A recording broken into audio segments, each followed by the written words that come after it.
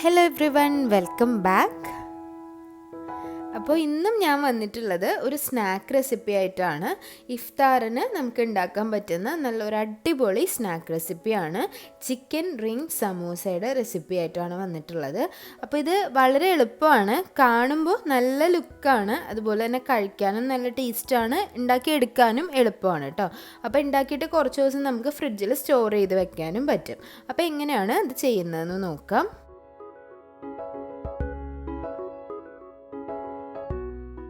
അപ്പോൾ ഞാനിവിടെ എടുത്തിട്ടുള്ളത് ഒരു 2 പീസ് ചിക്കനാണ്. ഇത് എല്ലില്ലാത്ത ചിക്കനാണ്, ബോൺലെസ് ചിക്കനാണ്.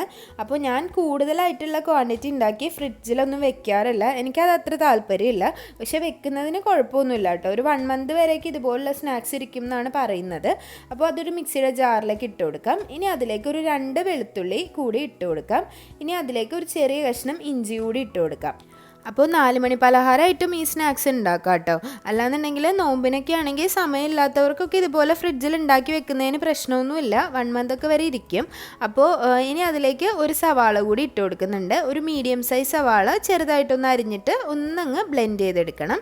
അതിൻ്റെ കൂടെ തന്നെ ഒരു തണ്ട് മല്ലിയില കൂടി ഇട്ട് കൊടുക്കുന്നുണ്ട്.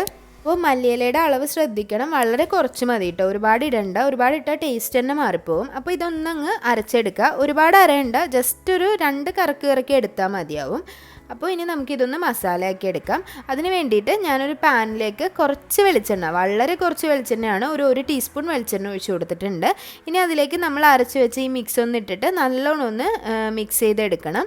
അതിൻ്റെ കൂടെ തന്നെ ഒരു 1/2 ടീസ്പൂൺ അളവിൽ മഞ്ഞൾപ്പൊടി ഇട്ട് കൊടുക്കാം. ഒരു ടീസ്പൂൺ അളവിൽ കാശ്മീരി മുളക് പൊടി ഇട്ട് കൊടുക്കാം.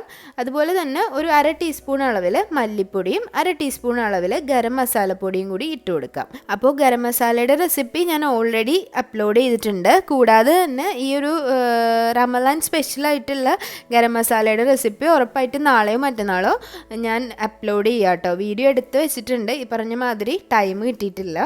അപ്പോൾ ഇതുപോലെ ഇതൊന്ന് നന്നായിട്ടൊന്ന് മിക്സ് ചെയ്ത് കൊടുക്കുക. അത് മിക്സ് ചെയ്യുന്ന സമയത്ത് ഇതുപോലെ തന്നെ ആയി കിട്ടും കേട്ടോ. ഒരുപാട് അങ്ങ് അരഞ്ഞിട്ടില്ല എന്നുണ്ടെങ്കിൽ ഇതുപോലെ നമ്മുടെ ചിക്കൻ റെഡിയായി കിട്ടും. അപ്പോൾ ഈ ഒരു ചിക്കൻ അധികം വേവൊന്നും ഉണ്ടാവില്ല, ഒരു 5-6 മിനിറ്റ് ജസ്റ്റ് ഒന്ന് മീഡിയം ഫ്ലെയിമിൽ ഇതുപോലെ ഒന്ന് മൂടി വെച്ചാൽ മതി. മസാല പെട്ടെന്ന് തന്നെ റെഡിയായി കിട്ടും. അത് മൂടി വെക്കാതിരിക്കരുത്, ഒരു 5-6 മിനിറ്റ് അങ്ങനെ വെക്കണം. സ്റ്റോർ ചെയ്യാൻ ഉദ്ദേശിക്കുന്നവരാണെങ്കിൽ ഓയിലിൻ്റെ അളവ് നന്നായിട്ട് കുറയ്ക്കണം കേട്ടോ. ഓയിലിൻ്റെ അളവ് കുറച്ചിട്ടേ സ്റ്റോർ ചെയ്യാൻ പാടുള്ളൂ. അപ്പോൾ നമുക്കിനി ഡോ റെഡിയാക്കാൻ വേണ്ടിയിട്ട് 1.5 കപ്പ് മൈദപ്പൊടിയാണ് ഞാൻ ഇട്ട് കൊടുക്കുന്നത്.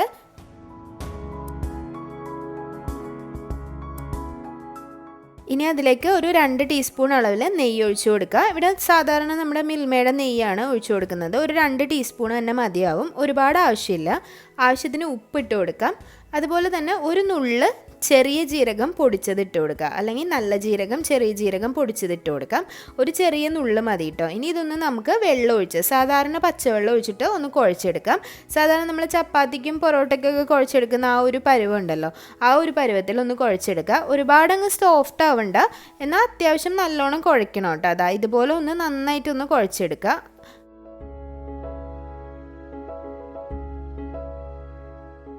അപ്പോൾ നമ്മുടെ മസാലയും റെഡി ആയിട്ടുണ്ട്. ഞാനപ്പോൾ മസാല റെഡിയാക്കി വെച്ചിട്ടുണ്ട്. അപ്പോൾ ഇത് ഞാൻ ഒരുപാട് മസാലയൊന്നുമില്ല, ഈ ഒരു പൊടിക്ക് ഉള്ള അളവ് മാത്രമേ ഉള്ളൂ. നമുക്ക് ഈ ഒരു 1.5 കപ്പ് പൊടി കൊണ്ട് ഏകദേശം 7 എണ്ണം വീതം ഉണ്ടാക്കിയെടുക്കാൻ പറ്റും കേട്ടോ. അപ്പോൾ നമുക്കിതൊന്ന് പരത്തിയെടുക്കാൻ വേണ്ടിയിട്ട് ഞാൻ എന്താ ചപ്പാത്തി പലക എടുത്തിട്ടുണ്ട്. ചപ്പാത്തി പലകയുടെ മുകളിൽ കുറച്ച് എണ്ണ ഒന്ന് തൂത്ത് കൊടുക്കണം. അപ്പോൾ എണ്ണ ഒന്ന് റബ്ബ് ചെയ്യാൻ വേണ്ടിയിട്ട് ജസ്റ്റ് ഒന്ന് ഇങ്ങനെ റബ്ബ് ചെയ്ത് കൊടുക്കുക. അതുപോലെ ആ ഒരു കോലുണ്ടല്ലോ, കോലിലും എണ്ണ ഒന്ന് റബ്ബ് ചെയ്ത് കൊടുക്കണം. അപ്പോൾ ഒരു മീഡിയം സൈസിലുള്ള ഒരു ബോൾ എടുത്തതിന് ശേഷം ജസ്റ്റ് ഒന്ന് ബോളാക്കി എടുത്തിട്ട് നമുക്കിതൊന്ന് പരത്തിയെടുക്കാം. ഷേപ്പൊന്നും ഒരു പ്രശ്നമല്ല കേട്ടോ, ഒരുപാട് അങ്ങനെ കറക്റ്റ് ഷേപ്പിൽ വരണമെന്നൊന്നുമില്ല.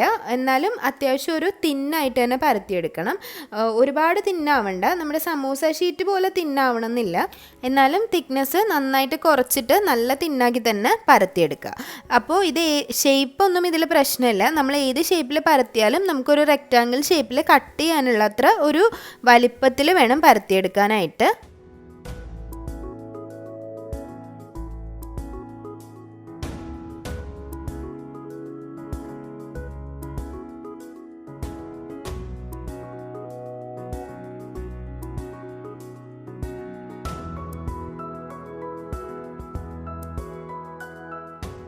അപ്പോൾ ഞാനിവിടെ ഒരു കത്തി ഉപയോഗിച്ചിട്ട് ഇതുപോലെ ഒന്ന് കട്ട് ചെയ്തെടുക്കുകയാണ്. നിങ്ങളുടെ അടുത്ത് കറക്റ്റായിട്ട് റെക്റ്റാങ്കിൾ ഷേപ്പിലുള്ള ഒരു പാത്രത്തിൻ്റെ അടപ്പോ എന്തെങ്കിലും ഉണ്ടെന്നുണ്ടെങ്കിൽ അതുപോലെ കട്ട് ചെയ്തെടുക്കാം. ഇതിപ്പോൾ ഞാൻ ജസ്റ്റ് ഒന്ന് കത്തി കൊണ്ട് കട്ട് ചെയ്തെടുക്കുകയാണ്.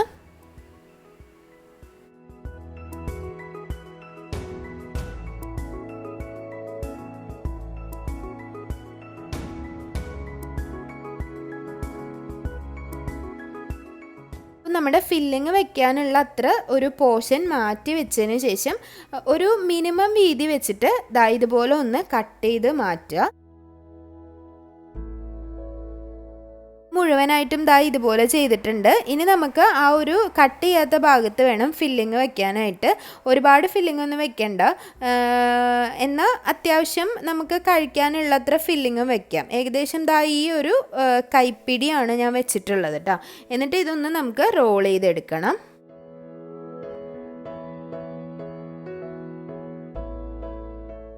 അപ്പോൾ ഇതുപോലെ ഒന്ന് മടക്കിയെടുക്കുക. സൂക്ഷിച്ച് മടക്കണം, പതിയെ മടക്കിയാൽ മതി കേട്ടോ. അപ്പോൾ നന്നായിട്ട് കെയർഫുള്ളായിട്ട് മടക്കിയെടുക്കുക. അതുപോലെ തന്നെ ഈ ഒരു 2 സൈഡും ഒന്ന് ഒട്ടിച്ചതിന് ശേഷം ഒന്നങ്ങ് മടക്കിയെടുത്താൽ മതി. അപ്പോൾ ഫില്ലിങ് പുറത്തേക്കൊന്നും പോവില്ല കേട്ടോ. നമ്മൾ നല്ല സുഖമായിട്ട് തന്നെ നമുക്കിത് മടക്കിയെടുക്കാൻ പറ്റും.